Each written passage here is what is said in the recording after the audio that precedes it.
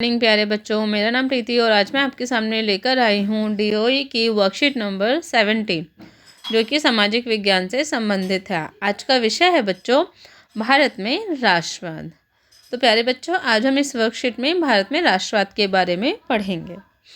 प्रिय विद्यार्थियों, अब हम भारत में राष्ट्रवाद के बारे में पढ़ेंगे।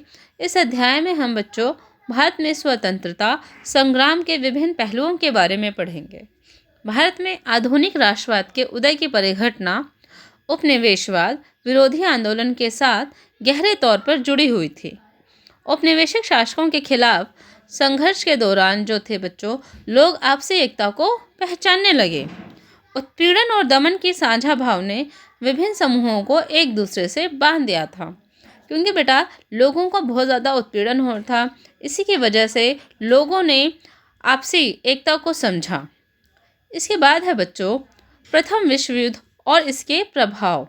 तो प्रथम विश्व युद्ध बेटा कब हुआ?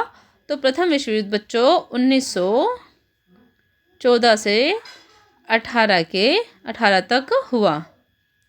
तो प्रथम विश्व युद्ध 1914 से 18 तक।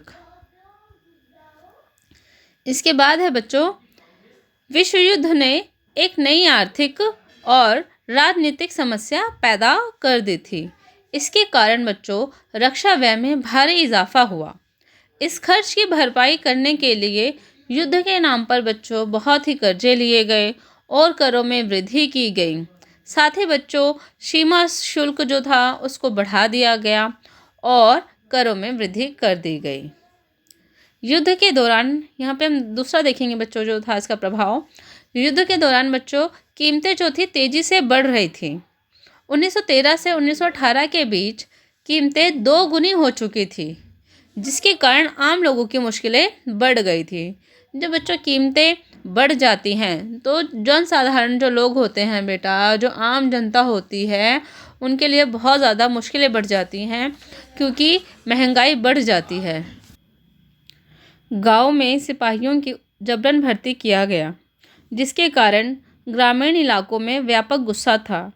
जबरन भर्ती के अंतर्गत अंग्रेज भारत के लोगों को जबरदस्ती सेना में भर्ती कर लेते थे। चौथा पॉइंट है बेटा, इसके अलावा 1918, 19 और 20 से 21 के देश का बहुत सारे हिस्सों में फसल जो थी बच्चों वो खराब हो गई थी, जिसके कारण खाद्य पदार्थों का भारी अभाव पैदा हो गया था। क्योंकि फसल खराब होने के कारण जो बेटा आम लोग थे वहाँ पे खाने की खाद्य पदार्थों की बहुत ज़्यादा कमी हो गई थी।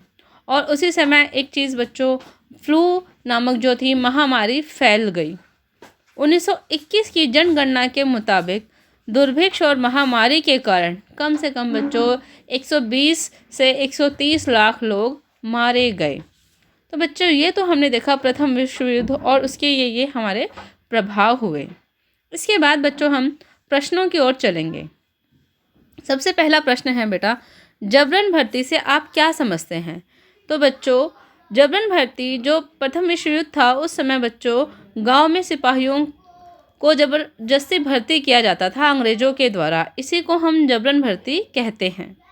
दूसरा प्रश्न है बच्चों आपका, भारत पर प्रथम विश्व युद्ध के प्रभाव का मूल्यांकन कीजिए। तो अभी हमने देखा बच्चों कि क्या क्या रहा। विश्व युद्ध ने एक नई आर्थिक और राजनीतिक स्थिति पैदा कर दी, जिससे बच्चा हमारा रक्षा व्यय में भारी इजाफा हुआ और युद्ध के नाम पर बहुत सारे कर्जे लिए गए, करों में वृद्धि की गई, सीमा शुल्क को बढ़ाया गया।